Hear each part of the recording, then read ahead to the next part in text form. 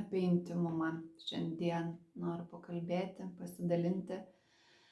Iš tiesų girdžiu, intymumo temos gali būti įvairios kryptis. Šiandien noriu vieną tokį aspektą, kai moteris vengia intymumo su savo vyru, kai tu vengi suartėti su savo vyru dėl tam tikrų priežasčių.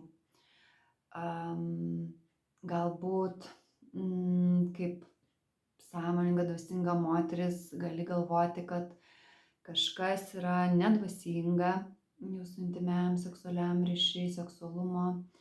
Galbūt gali atrodyti, kad kyla, kad nenori būti kaip sekso objektas tiktais ir nori to gilesnio ryšio su savo vyru, ne tik būti kaip objektas,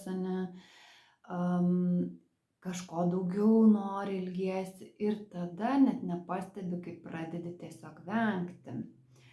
Aišku, čia visuomet moteris kūnas, visų žmonių kūnai tarnauja savo šeimininkam, tai moters kūnas tikrai tarnauja jos labui. Ir jeigu dėl kažkokių priežasčių moteris negali atvirai kalbėti su savo vyru, dalintis, kas ją neramina, ko jinai nori, ko nenori, galbūt jinai net nežino, kaip kas norėtų būti ir turėtų, galėtų ir taip toliau.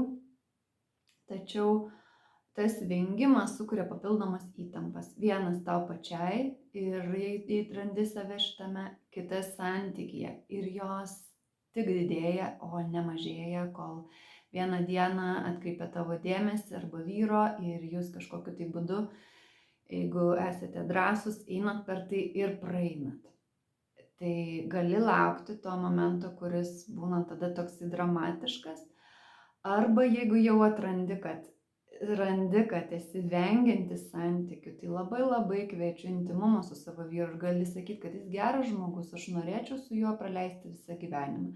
Jis labai gerai rūpinasi vaikais, o galbūt kaip tik ten turiu priekaištų jam kaip savo partneriui, ne vyrui, kuris vaikais rūpinasi ne taip, kaip aš įsivaizduoju ir nesutampa mūsų požiūriai, tai vienur, tai kitur, tai trečiur. Ir intymiam ryšyje, nemiegamajame atsispindi tai visai kitų būdų. Kūnas gali pradėti tarnauti įvairiais būdais. Galvas skauda, pilvas skauda, prasideda koks uždegimas, makšties, dar kažkokie dalykai, kurie kaip ir labai duoda tokią realią priežastį nesuartėti. Tai ką kūnas tavo daro, jisai tarnauja tau, kad jokių būdų, aišku, nesimylėtum tuomet, kuomet tu nenori to daryti. Ko ir mes, tikrai nėra tokio tikslo. Tai yra, mes mylimės tik tuomet, kada mes esam pasiruošusios tam, esam atsivėrusios ir galim priimti. Tačiau mes taip pat esame savo kūno šeimininkės ir mes tuos signalus galime perskaityti, suprasti, ką jie nori man pasakyti, ir priimti sprendimus kaip sąmoninga moteris. Nes jie gaunasi tokie nesąmoningo lygio, irgi kažkokio vengimas, kažkokių dalykų iškelti viešumą, čia šiuo atveju santykiai su tavo vyru ir kad būtų ant stalo neišdėliota mano situacija, tavo situacija ir kaip toliau.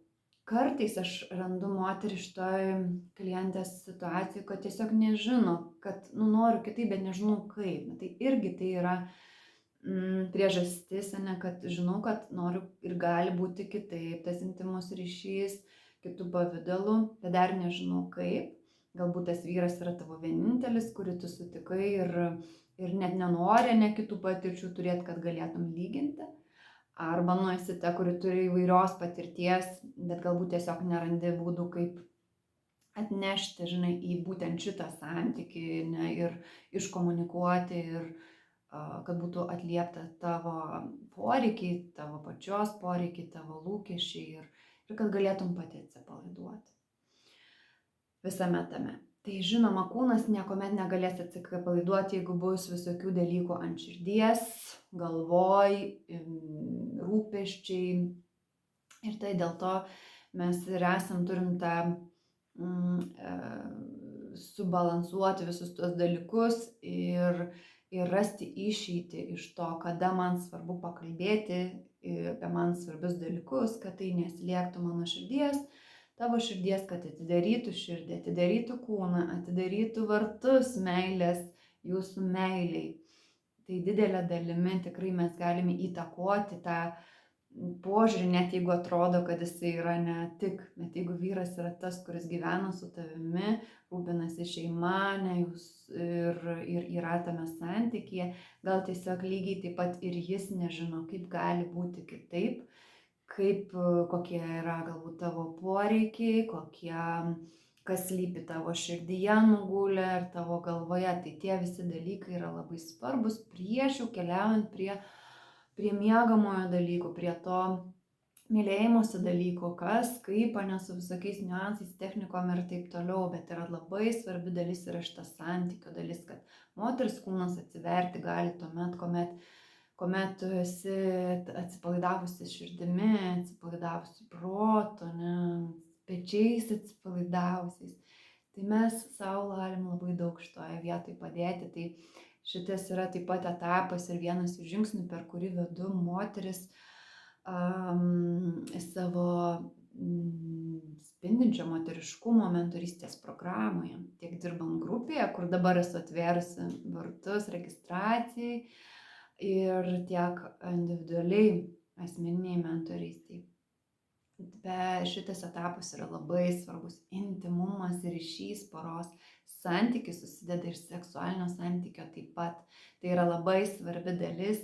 Ir net jeigu sakysi, kad man svarbu ten dėl vaikų ir tai nesvarbu, tai klausimas, bet visi kiti dalykai. Ir jeigu tu ilgiesi to romantinio ryšio, kūniškas ryšys, intimus mylėjimas yra labai svarbi to dalis, kur svarbu viena vertus žinoti tam tikrus dėsnius, tam tikrus dalykus tiek santykyje, kas svarbu, kad galėtum atsiverti, tiek tavo kūne, kaip tavo kūnas veikia, kaip atrasti tuos malonumo vartus, kaip jie atsiveria, kaip jie atkeliami yra. Ir trečia, kaip tai perteikti savo mylimajam ir kaip tai toliau vystyti. Tai apie visą tai taip pat per visą tai vedu savo klientės, transformuoti savo intymio ryšio, intimumo dalį su savo vyru, su savimi, kad rasti tą